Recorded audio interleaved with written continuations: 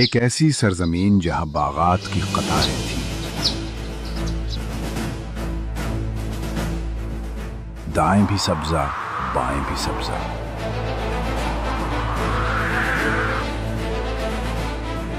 خوشبودار پھل، میٹھا پانی، خوشحال گھر۔ اللہ نے خود اس سرزمین کو جنت کا نمونہ کہا تھا، لیکن پھر ایک رات آئی،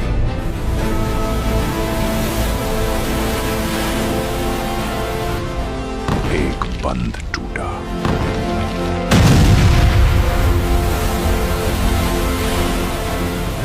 اور وہ پوری دنیا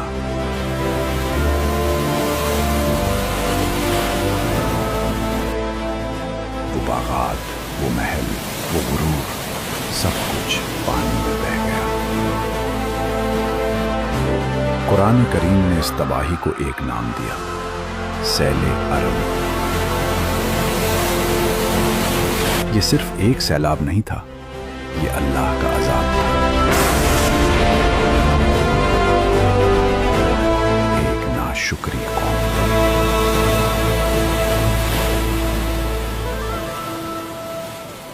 آج ہم اس قوم کی کہانی سنیں گے جو دنیا کی سب سے خوشحال اقوام میں سے تھی اور پھر ایک جھٹکے میں صفائے ہستی سے مٹ گئی۔ قرآن کریم کی سورہ سبا جو پارہ 22 میں ہے، اس قوم کا ذکر اللہ نے خود فرمایا ہے۔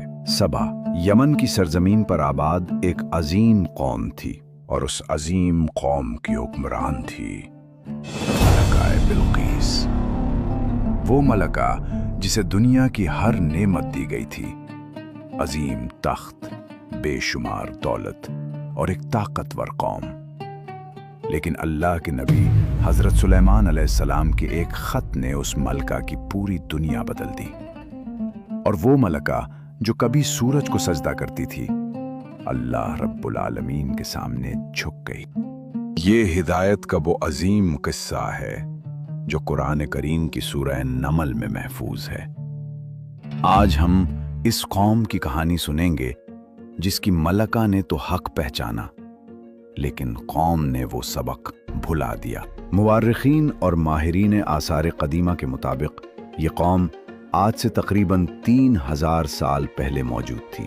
ان کا دارالحکومت شہر معارب تھا، جس کے کھنڈرات آج بھی یمن میں موجود ہیں۔ تاریخ الطبری میں اس قوم کا تفصیلی ذکر ملتا ہے کہ سبا کے لوگ تجارت، زراعت اور تعمیرات میں اپنے زمانے کی سب سے ترقی یافتہ قوم تھے، اور ان کی سب سے بڑی طاقت تھی معارب کا بند۔ یہ صرف بند نہیں، یہ ہماری طاقت ہے، ہماری زندگی ہے۔ جب تک یہ بند قائم ہے، سبا ہمیشہ خوشحال رہے گا۔ یہ بند، جسے عربی میں سد معارب کہا جاتا ہے، پہاڑوں کے درمیان بنایا گیا ایک عظیم الشان ڈیم تھا جو پوری وادی کو سیراب کرتا تھا۔ یہ بند، جسے عربی میں سد معارب کہا جاتا ہے، پہاڑوں کے درمیان بنایا گیا ایک عظیم الشان ڈیم تھا جو پوری وادی کو سیراب کرتا تھا۔ اس بند کی وجہ سے پوری سرزمین سبز و شاداب تھی۔ تفسیر ابن کثیر اور تاریخ الطبری کے مطابق ملکہ بلقیس کے ایمان لانے کے بعد سبا کی سرزمین پر کچھ عرصے تک توحید کی روشنی رہی، لیکن صدیاں گزرتی گئیں، نسلیں بدلتی گئیں، اور آہستہ آہستہ وہی قوم جس کی ملکہ نے اللہ کے سامنے سر جھکایا تھا، دوبارہ ناشکری کی تاریکی میں ڈوبنے لگی۔ یہ وہ موڑ تھا جب اللہ کا قانون حرکت میں آیا۔ اللہ تعالیٰ نے سورہ سبا آیت 15 میں ارشاد فرمایا، یعنی سبا کے لیے ان کی بستی میں ایک نشانی تھی، 2 باغ، ایک دائیں طرف اور ایک بائیں طرف۔ اللہ نے انہیں سب کچھ دیا تھا۔ ملکہ کی ہدایت کی صورت میں اللہ نے انہیں راستہ بھی دکھایا تھا، لیکن انہوں نے وہ راستہ چھوڑ دیا۔ ہماری زمین زرخیز ہے، ہمارا بند مضبوط ہے، ہمیں کسی کی ضرورت نہیں۔ سبا کی زمین پر اللہ کی نعمتیں بارش کی طرح برستی تھیں۔ ان کا بند اتنا مضبوط تھا کہ پہاڑی ندیوں کا پانی ذخیرہ کر کے پوری وادی کو سیراب کرتا تھا۔ باغات میں انگور، انجیر، انار اور ہر طرح کے پھل ہوتے تھے۔ قرآن کریم سورہ سبا آیت 15 میں اللہ نے خود فرمایا، یعنی اپنے رب کا رزق کھاؤ اور اس کا شکر ادا کرو، پاکیزہ شہر اور بخشنے والا رب۔ یہ صرف ایک آیت نہیں، یہ اللہ کی طرف سے ایک دعوت تھی، شکر کرو اور یہ نعمتیں ہمیشہ رہیں گی۔ لیکن قوم سبا نے شکر کا راستہ نہیں چنا۔ دیکھو ہمارا شہر کتنا آباد ہے، ہر طرف نعمتیں ہی نعمتیں ہیں۔ ہاں، سبا جیسی خوشحال قوم شاید ہی کہیں ہو۔ دھیرے دھیرے جیسے ہر خوشحال قوم کے ساتھ ہوتا ہے، سبا کے لوگوں میں غرور نے جنم لیا۔ نعمت کو نعمت سمجھنا بند ہو گیا، اللہ کا شکر ادا کرنا ترک ہو گیا، انبیاء کی دعوت سے منہ پھیر لیا گیا۔ تفسیر ابن کثیر میں ہے کہ قوم سبا کو اللہ کی طرف سے پیغمبر بھیجے گئے جنہوں نے انہیں شکر گزاری اور توحید کی طرف بلایا، لیکن انہوں نے انکار کیا۔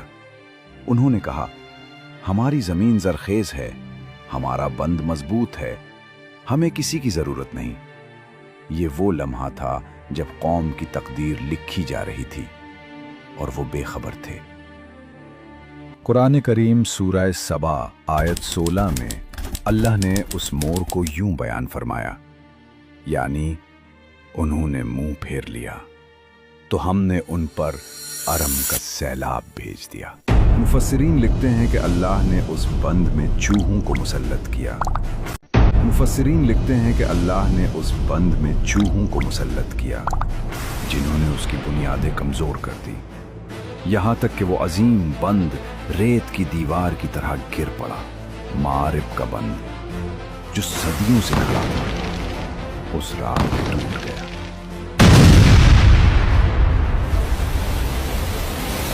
تاریخ طبری میں ہے کہ سیل ارم اتنا طاقتور تھا کہ پوری وادی ایک لمحے میں ڈوب گئی۔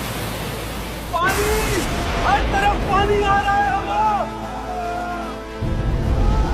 یہ اللہ کا عذاب تھا اور یہ ناشکری کا انجام تھا۔ ذرا سوچیں، اللہ نے انہیں 2 باغ دیے تھے، انہوں نے شکر نہ کیا۔ اللہ نے 2 باغ واپس لے لیے اور کانٹے دے دیے۔ اللہ نے انہیں ایک مضبوط بند دیا تھا، انہوں نے اسی بند کو اپنی طاقت سمجھ لیا، اللہ کو بھول گئے۔ اللہ نے وہ بند توڑ دیا۔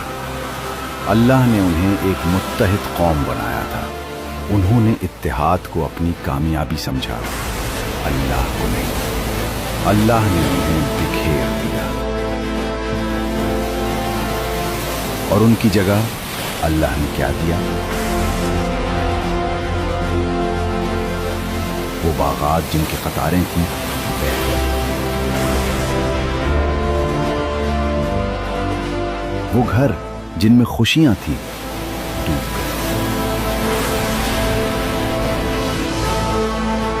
وہ تجارتی راستے جن پر قافلے چلتے تھے تباہ ہو گئے۔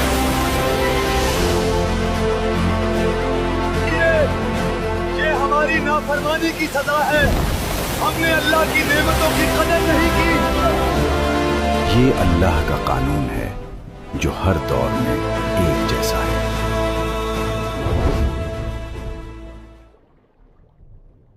قرآن کریم سورہ سبا آیت 16 میں ارشاد ہے، یعنی ہم نے ان کے 2 باغوں کو بدل دیا، 2 ایسے باغوں سے جن میں کڑوے پھل تھے اور جھاؤ کے درخت تھے اور تھوڑی سی بیریاں، جنت کی جگہ کانٹے، میٹھے پھلوں کی جگہ کڑواہٹ، خوشحالی کی جگہ بربادی۔ ادھر آؤ، یہاں راستہ محفوظ ہے، آہستہ چلو، پتھر پھسل رہا ہے۔ اسے سہارا دو۔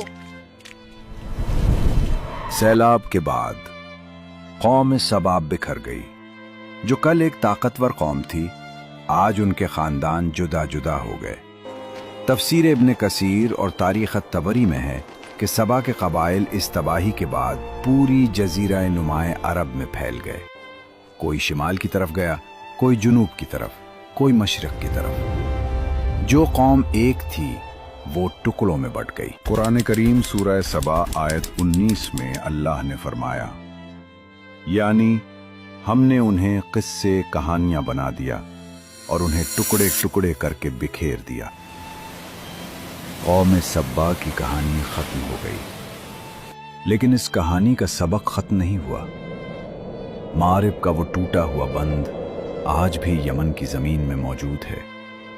وہ کھنڈرات آج بھی پکار رہے ہیں۔ ہم بھی کبھی خوشحال تھے، ہم نے بھی ناشکری کی اور ہمارا یہ انجام ہوا۔